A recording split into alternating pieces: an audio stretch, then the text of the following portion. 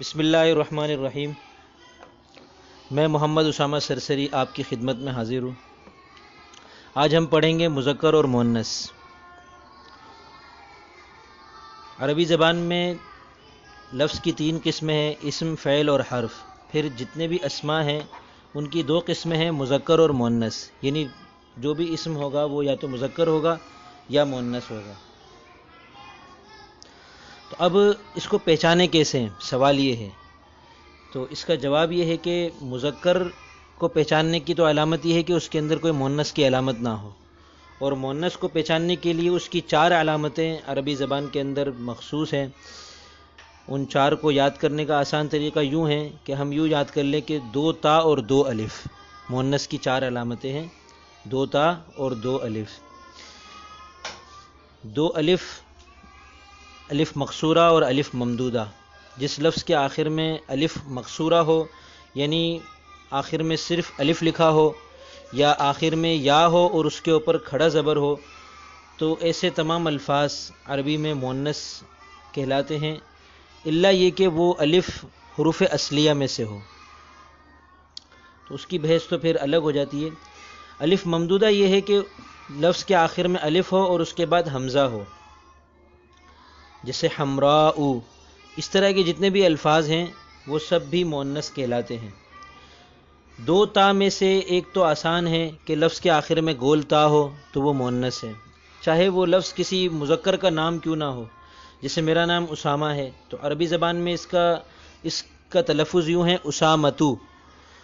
اب اس کے آخر میں گول تا آ رہی ہے، تو جتنے بھی ایسے الفاظ ہیں جن کے آخر میں گول تا آ رہی ہو وہ مؤنث کہلاتے ہیں، جیسے طلحۃ، فاطمۃ، عائشۃ، رقبۃ، ناقۃ، یہ سب مؤنث ہیں۔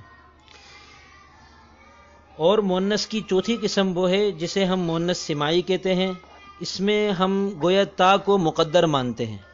جب ہم نے کہا تھا مؤنث کی 4 علامتیں ہیں، 2 تا اور 2 الف، تو 2 الف سے تو الف ممدودہ اور الف مقصورہ مراد تھے، اور 2 تا سے ایک تو تا وہ جو لفظوں میں نظر آ رہی ہو، اور دوسری وہ تا جو لفظوں میں نظر نہ آ رہی ہو۔ یہ وہ الفاظ ہیں جو عربوں سے ہم نے جن کو مؤنث استعمال کرتے ہوئے سنا، تو اب ہم نے اس کو یہ سمجھ لیا کہ یہ بھی مؤنث ہی ہیں، ان کو ہم مؤنث سماعی بھی کہہ سکتے ہیں، اور ان کے اندر ہم تا کو مقدر ماننا یہ بھی کہہ سکتے ہیں، تاکہ یوں یاد کرنا آسان ہو جائے کہ مؤنث کی 4 علامتیں ہیں، 2 تا اور 2 الف۔ اب سوال یہ ہے کہ مؤنث سماعی کون کون سے الفاظ ہیں؟ تو جواب تو اس کا یہی ہے کہ وہ الفاظ جو عرب لوگ مؤنث استعمال کرتے ہیں۔ اب سوال یہ ہے کہ بھئی وہ کون کون سے الفاظ ہیں؟ تو ان کو گننا تو بہت زیادہ مشکل کام ہے، کیونکہ یہ ان کی تعداد بہت ساری ہے۔ آسانی کے لیے ہم ان کی 6 قسمیں بنا لیتے ہیں۔ پہلی قسم، انسانی جسم کے وہ تمام اعضاء جو 2 شمار ہوتے ہیں وہ سب مؤنث ہیں۔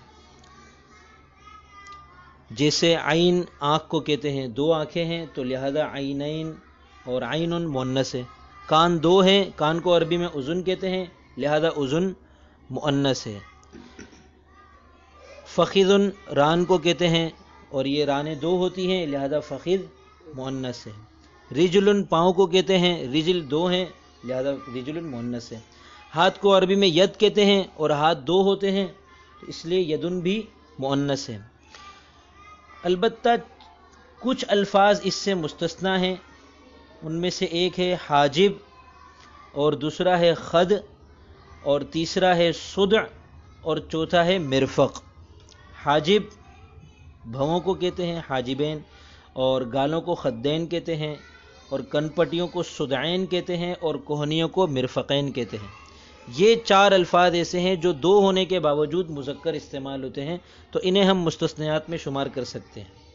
مؤنث سماعی کی دوسری قسم، عورتوں کے نام، یعنی وہ لفظ جو کسی عورت کا نام رکھ دیا جائے، خواہ اس کے اندر نہ آخر میں اس کے تا ہو، نہ الف مقصورہ ہو، نہ الف ممدودہ ہو، اس کو بھی ہم مؤنث کہیں گے۔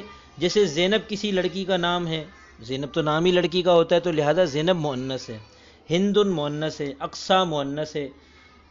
ایسے تمام الفاظ جو کسی بھی خاتون کا نام رکھ دیا جائے، عربی زبان میں اس کو مؤنث کے طور پر استعمال کیا جاتا ہے۔ تیسری قسم، جہنم کے تمام نام، جیسے لفظ جہنم مؤنث ہے، جحیم مؤنث ہے، سعیر مؤنث ہے، سقیر مؤنث ہے، نار مؤنث ہے، حالانکہ ان میں نہ تا ہے نہ الف ہے آخر میں۔ چوتھی قسم وہ اسما جو عورتوں کے ساتھ خاص ہیں، معنوی لحاظ سے، یعنی وہ لفظ عورت کے لیے ہی بولا جاتا ہے، جیسے ماں کو کہتے ہیں، بنت بیٹی کو کہتے ہیں، اخت بہن کو کہتے ہیں، اور عروس دلہن کو کہتے ہیں۔ حامل حاملہ عورت کو حاملہ بھی کہتے ہیں، حامل بھی کہتے ہیں۔ حائضہ عورت کو حائض بھی کہتے ہیں۔ تو جب حاملتن اور حائضتن کہیں تو تا آ رہی ہے، لیکن اگر حامل اور حائض کہیں تو تا نہیں آ رہی ہے۔ اس کے باوجود یہ مؤنث ہے کیونکہ یہ لفظ عورتوں کے ساتھ خاص ہے۔ پانچویں قسم مؤنث سماعی کی، شہروں اور قبیلوں کے جتنے بھی نام ہیں وہ سب مؤنث کے طور پر استعمال ہوتے ہیں، جیسے شام، مصر، قریش، بغداد۔ چھٹی قسم کا کوئی نام تو نہیں ہے، البتہ چھٹی قسم میں ہم نے ان الفاظ کو جمع کر لیا ہے جو الگ الگ طریقوں کے الفاظ ہیں لیکن ان کو مؤنث کے طور پر استعمال کیا جاتا ہے۔ انہیں ہم لکھ کر، یاد کر کے، ذہن نشین کر کے، ذہنوں میں بٹھا کر ان کو ہم مؤنث کے طور پر استعمال کر سکتے ہیں۔ وہ الفاظ میں گنوا دیتا ہوں ابھی: اتان، ارض، ارنب، اروا، افعا، افق، بیر، باع، بنصر، خنصر، ثعلب، حوب، دار، ربح، سن، شمس، شمال، ضبع، عصا، عین، غول، فاس، قدم، قوس، کاس، نعل، ناب، یمین، ینبوع، اور ان جیسے کچھ الفاظ۔